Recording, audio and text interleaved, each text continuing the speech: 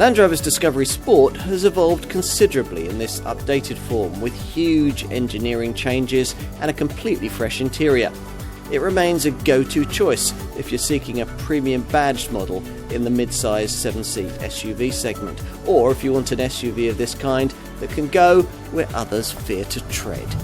This improved Discovery Sport features some fundamentally different engineering in terms of its fresh platform and its mild hybrid tech, but it's not the kind of thing that's likely to change the dynamic character of this SUV, nor should it.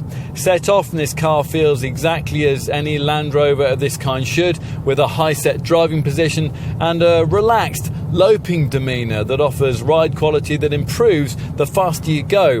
Refinement is excellent, and that's helped by this enhanced model's much stiffer premium transverse architecture chassis. That's a platform that also makes possible the fitment of a fresh range of 2-litre petrol and diesel engines, plus an all-new 1.5-litre PHEV petrol-electric plug-in power plant. An entry-level D150 diesel manual front-driven variant carries over its conventional engineering from the previous model. Beyond that, though, all the mainstream units are mated to automatic transmission and all-wheel drive, and they use currently fashionable mild hybrid technology to recover braking energy for use during low-speed driving and to boost performance when you're accelerating. The engine name designation denotes horsepower, with buyers choosing between P200 or P250 petrol units, or more likely one of the diesels, a mild hybrid version of the D150 plus D180 and D240 versions of the same unit. All the engines are slightly hobbled by this Discovery Sport's relatively heavy weight. Upper spec versions weigh in at just over 2 tonnes, which is a lot for a mid-sized SUV these days. But in some ways, the solid structure's hefty feel rather fits with this car's evolved maturity into more of a fully fledged Land Rover product.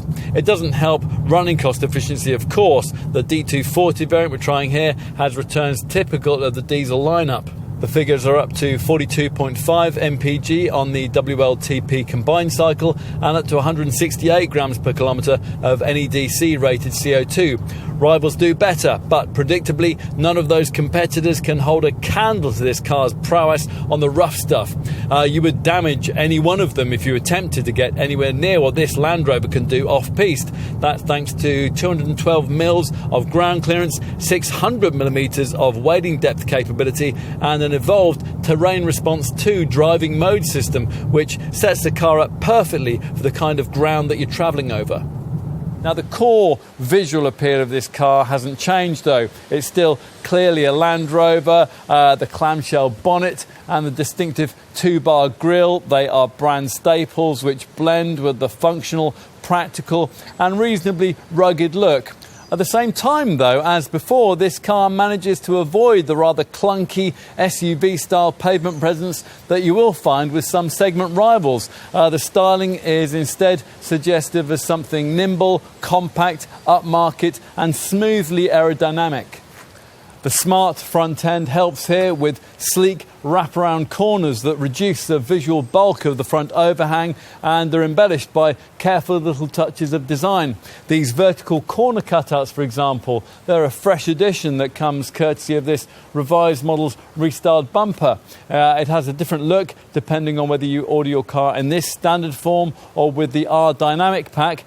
What's more significant, though, is what you can't see. Now, Land Rover is keen to talk about this improved model's PTA, Premium Transverse Architecture platform, which has made the body 33% stiffer than before and makes possible the installation of the brand's fresh, mild hybrid engine range. We are a touch disappointed, though, that this predominantly steel structure adds so much weight to this SUV. Time to take a seat up front in the so-called Sports Command driving position, a pleasant perch that positions you a little higher than you would be in most rivals. Now, if you've owned or frequently driven a Discovery Sport before, you'll notice the key changes immediately. The replacement of the past its sell-by date circular gear selector by this pistol grip F-type sports car derived shifter, the much wider centre console between the seats, the far classier 4-spoke multifunction stitch steering wheel with its capacitive switches, and a much higher standard of fit and finish, which is now properly reflective of this car's premium brand status. And that's also aided by the now much higher standard of media provision. Land Rover's larger Touch Pro 10.25-inch centre dash screen is now standard fit, and it includes Apple CarPlay and Android Auto smartphone mirroring too. Avoid the 2 base trim levels, and you'll also get this customisable 12.3-inch interactive driver display, replacing the usual instrument binnacle dials. Finding an ideal driving position on these superbly supportive seats is easy. Plus, there's more cabin storage space than was offered by the previous Model 2, principally thanks to this larger stowage box between the seats here. And there are lovely optional touches like this clever clear sight virtual rear view mirror. Okay, time to move rearwards and experience this car from a passenger perspective. Now I'll get to the rearmost pews in just a minute, but first let's try the second row bench that you'll be using far more often.